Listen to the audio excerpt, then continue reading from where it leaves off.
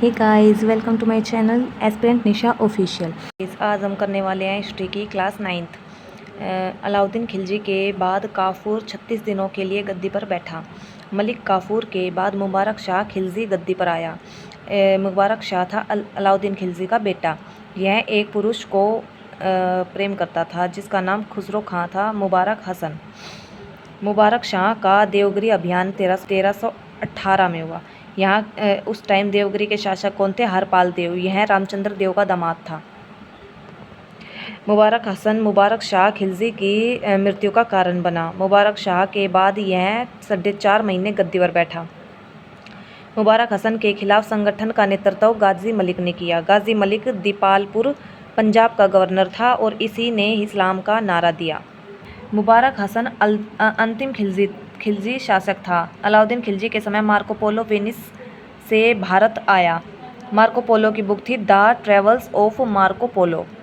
तुगलक वंश 1320 से 1414 तक तुगलक वंश ने शासन किया। संस्थापक था गयासुद्दीन तुगलक। 1320 से 1325 इसका शासनकाल है। इसने गद्दी पर बैठते ही इस्मोनियम यानी मध्य नीति अपनाई थी।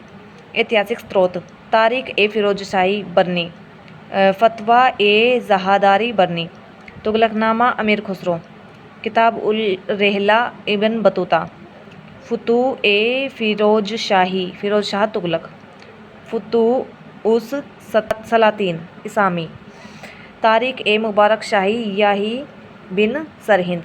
ये बुक्स हैं और ये राइटर्स हैं। गयासुद्दीन ने 29 मंगोल आक्रमण विफल करके गाजी की उपाधि धारण की थी। नहरों का निर्माण करने वाला दिल्ली का पहला सुल्तान बना था। इसका राज्याभिषेक हजार खंबा महल में हुआ था। इसने तुगलकाबाद और 56 कोट दुर्ग बनवाया था। सैनिक अभियान तुगलक सैनिक अभियान इसके तेलंगाना अभियान 1321 से 23 तक चला था जूना खां के नेतृत्व में। इसी अभियान के बाद इसे मोहम्मद बिन तुगलक कहा जाने लगा। मंगोल विजय 1324 में जूना खां के नेतृत्व में।